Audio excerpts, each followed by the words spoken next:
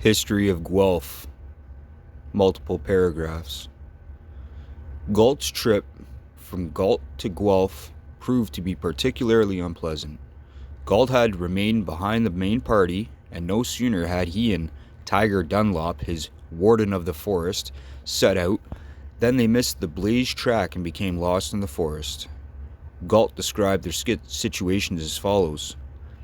I was excessively angry, for such an incident is no trifle in the woods, but after wandering up and down like two babes, with not even the comfort of a blackberry, the heavens frowning and the surrounding forest suddenly ill, we discovered a hut, and twirling at the pin, entered and found it inhabited by a Dutch shoemaker.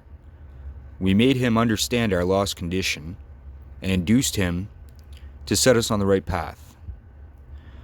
He had been in the French army, and had, after the peace, emigrated to the United States, thence had come to Upper Canada, where he had bought a lot of land, which after he had made some betterments, he exchanged for the location in the woods, or as he said himself, je suis paix. The first land for the lot on which he was now settled. With his assistance, we reached the skirts of the wild to which we were going, and were informed in the cabin of a squatter that all our men had gone forward. By this time it began to rain, but undeterred by that circumstance, we resumed our journey in the pathless woods. About sunset, dripping wet, we arrived near the spot where we were in quest of a shanty which an Indian who had committed murder had raised a refuge for himself. We found the men under the orders of Mr. Pryor, whom I had employed for the company, kindling roaring fire. In spite of the rain and dark, Galt was determined to have his ceremony. Galt continued his narrative as follows. After endeavoring to dry ourselves and having recourse to the store basket, I proposed to go to the spot chosen for the town. By this time the sun was set, and Mr. Dunlop, with his characteristic drollery, having doffled his wet garb and dressed himself Indian fashion in blankets, we proceeded with Mr. Pryor, attended by two woodmen with their axes. It was consistent with my plan to invest our ceremony with a little mystery, the better to make it remembered, so intimidating that the main body of the men were not to come.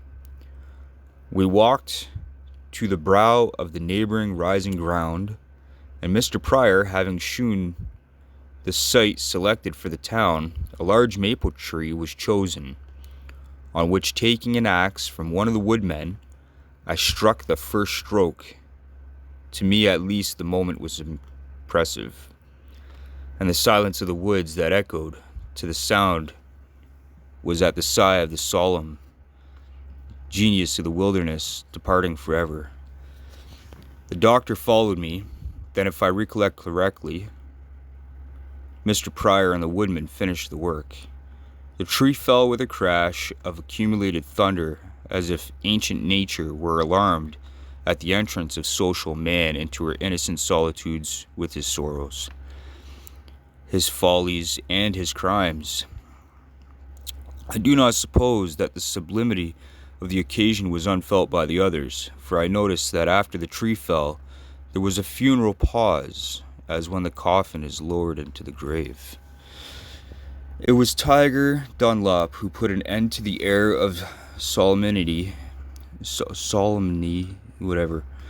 which pervaded the darkened glade. Pulling a bottle of whiskey from amongst his blankets, Dunlop proposed a toast to the future of Guelph and the prosperity of the Canada Company. After drinks all around, the little party returned to the cabin to undertake the actual labor of founding the town on the morrow. Galt's ceremony had its desired effect. Later, the maple stump would be leveled and a sundial fixed upon it to commemorate the event. As time went on, the romance of Guelph's beginnings would displace its purely commercial origins in the resident's mind, and John Galt would be credited with almost supernatural vision. In this, at least, Galt succeeded far beyond his expectations.